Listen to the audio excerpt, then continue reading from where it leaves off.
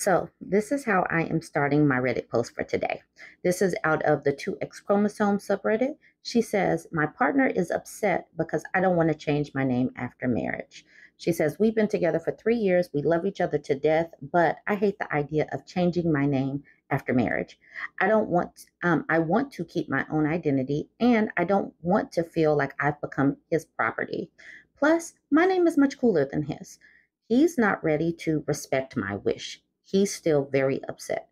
He thinks I'm ruining his chance to live out his cute little family fantasy, as if us having different names will affect our potential marriage. Am I wrong here, or is he over exaggerating? Edit for context. He is a modern man who respects women. He does all of the house chores. He has never said anything regarding the way I dress, where I go, whom I'm friends with.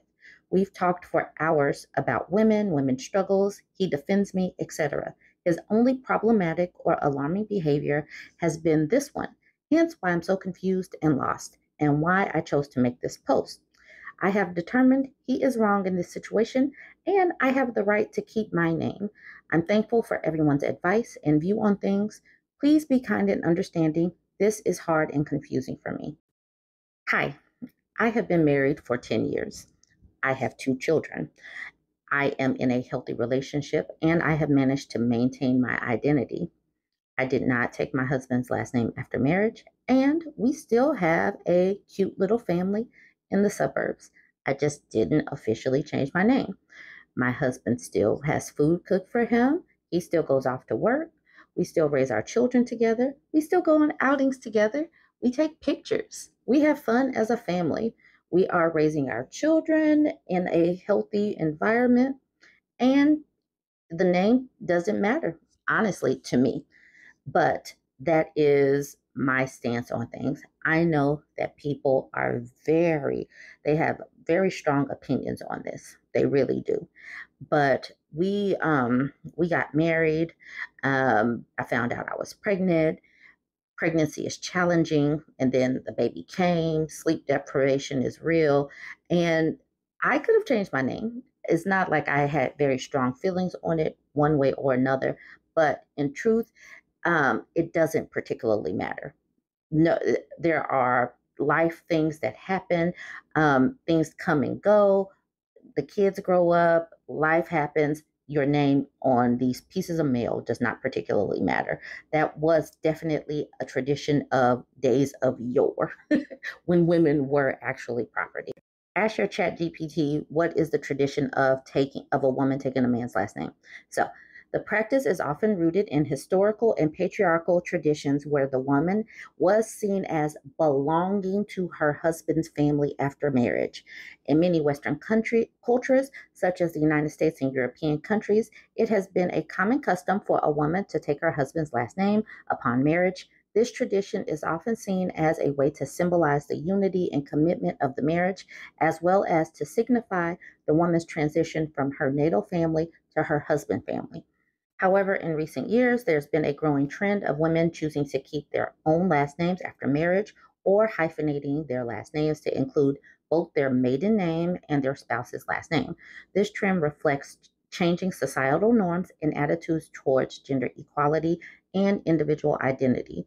Ultimately, whether a woman chooses to take her husband's last name or not is a personal decision and should be based on what feels right to the individuals involved in the marriage. So I'm just putting it out there that yes, and even in our history, we were property of men. You can look up coverture laws. I have spoken on coverture laws. Women used to be property of men. They were at first property of their daddies, and then they became property of their husbands. So that is why you did take your husband's last name.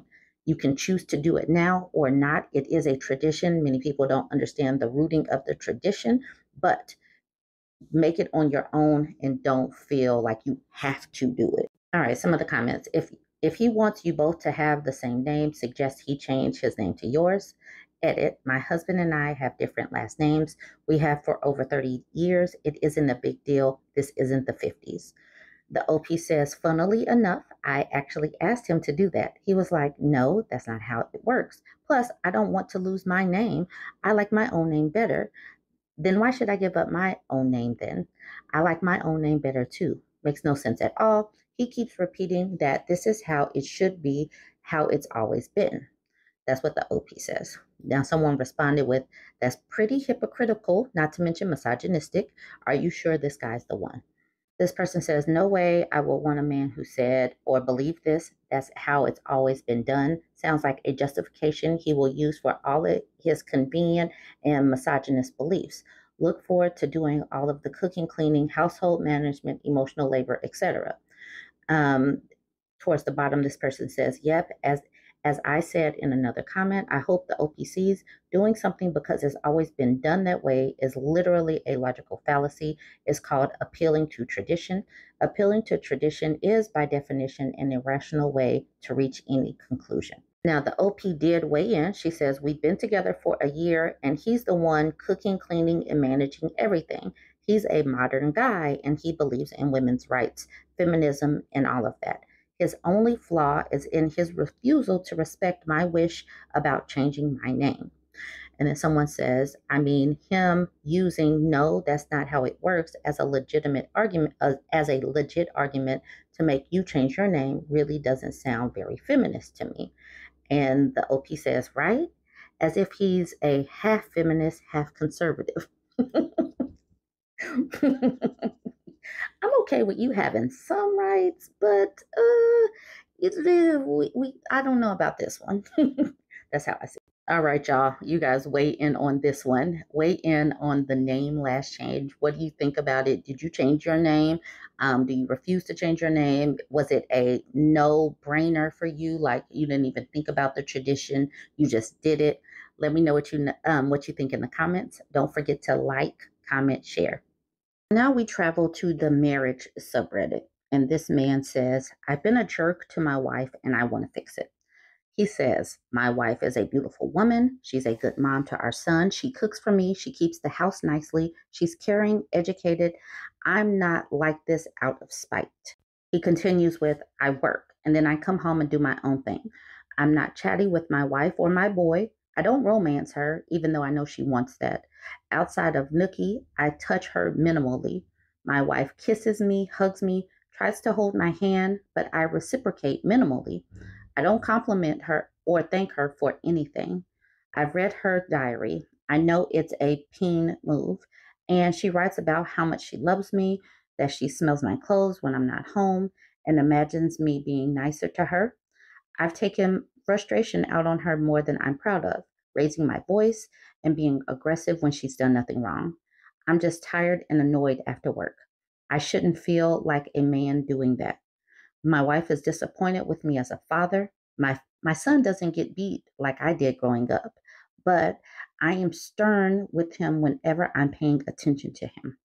I'm realizing my ways have done some damage and I don't want her to wise up and find somebody else. The thought drives me crazy. I know I have to fix so I don't lose them. So there's that.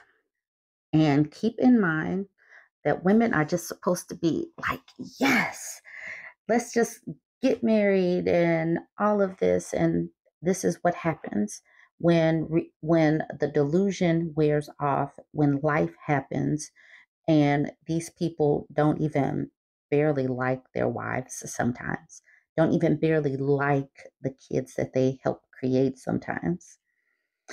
And social media is really shining a light on what it looks like behind the curtain, behind the curtain, after all of the drama of the wedding, the excitement, the buildup of that, the glitz and the glamour is gone. Then this is what can sometimes happen. That's the reason why social media has been very powerful and it is removing some of the rose color is just erasing is erasing some of that. Some of the comments. By looking at all you wrote and work on changing yourself, you clearly love your wife, you love your son, so don't lose them. Treat them like the gold they are. Pay attention to them, hold them, listen to them, spend time with them. Life is short. I don't know if he loves them. It just sounds like he just did this because this is something that he is supposed to do. That's what I see. This person says, really? I've written nicer things in a reference letter. I mean, I'm sure OP does, or he wouldn't have posted here, but OP is really shut off from their emotions. And considering OP states they were abused as a child, it isn't surprising. OP experienced trauma as a child and now cannot appropriately interact with their family. OP needs to commit to long-term therapy to process what they've been through, how it's affecting their life now, and how to show love and affection. This person says, right? His second paragraph makes me want to throw up for his wife's sake. He ignores his wife and son, never touches her, spends no time with her, no time with his son unless he's yelling or berating him. Ugh. And then the OP weighs in. He says, yeah, I didn't get a soft childhood. I was born in Russia. So was my wife, for what it's worth. My father was merciless. So he knows and understands what it's like to grow up with someone that's merciless. So it seems like by comparison, just hollering is perfectly fine. Even though, yeah, he seems to have a little bit more insight on what it might do and how it might impact his family. This person says, hey man, I can't imagine how that must have been. No child deserves that.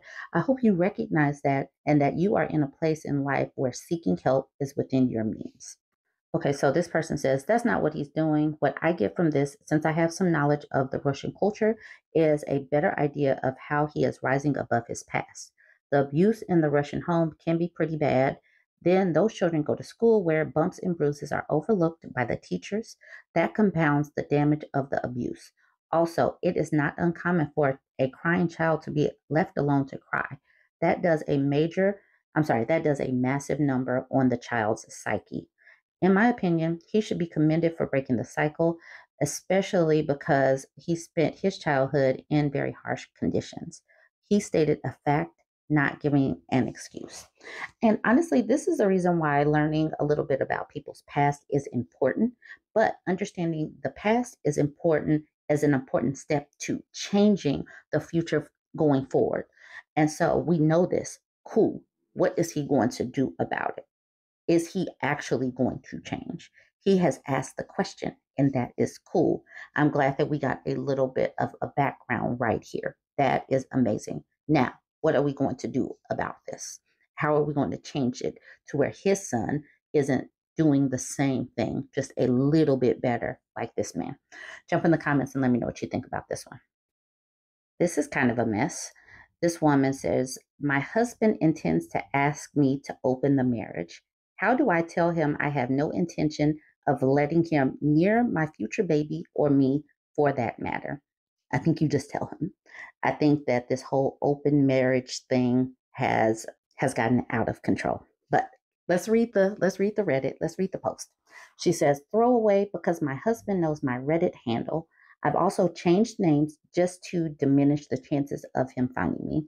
He's not abusive, but I have no intentions of letting him find out what I intend to do before I do it. I guess I'm just looking for advice on what to do. Victor and I met 5 years ago, and we've been married for almost 3. When we were dating, I told him that under no circumstances would I condone cheating. If he cheated and I found out about it, that's it. I'd cut off all contact and he'd never see or hear from me again. If we were married and or have kids, we'd only go through our lawyers. He told me he was glad I had standards and the past 5 years were great. Not perfect, but I believe we were happy. We decided to try for a baby last year.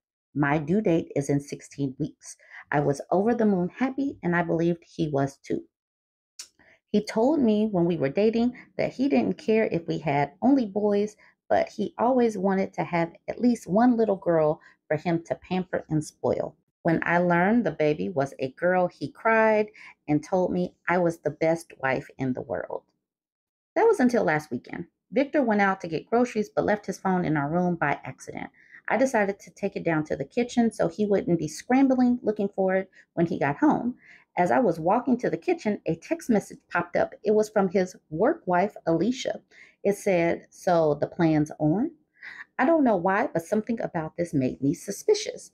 Victor is the type of man who uses the same passcode for everything, so I was able to access his phone. Well, I checked his messages, and I learned that he intended to ask me to open the relationship so he and Alicia can start going out.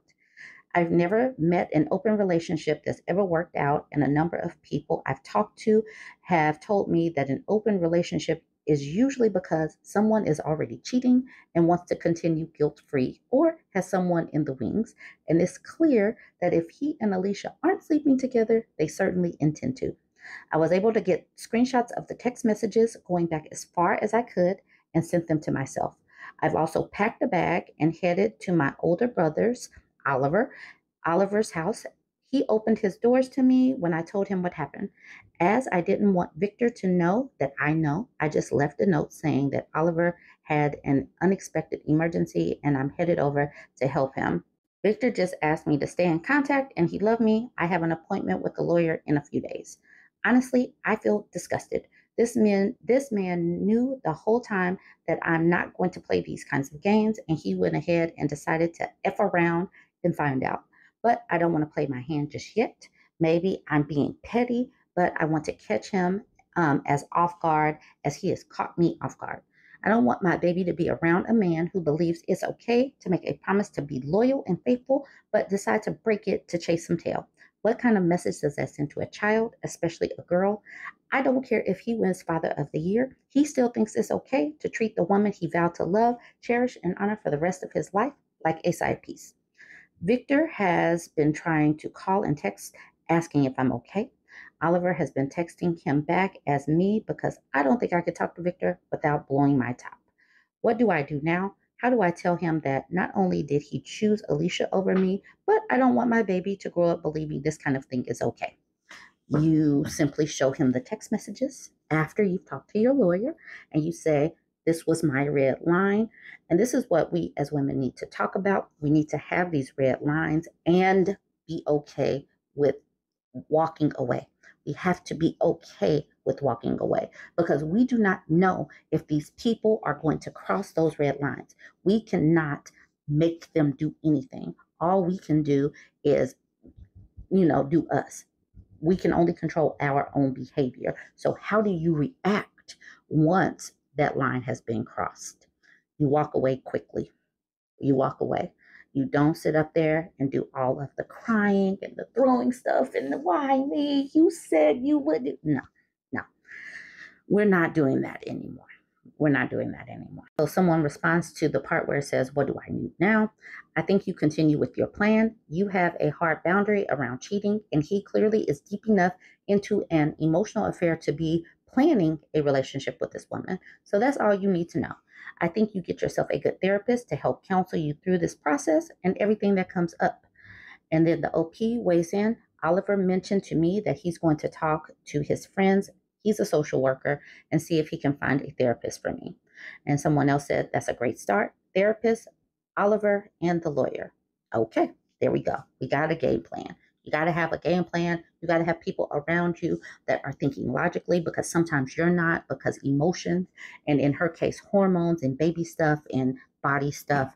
So it's always good to continue to keep having your support system around you, your friends, your family, all that. This person says, don't talk to him about your plans or your emotions other than, I know you're cheating and I'm going to stay with my brother.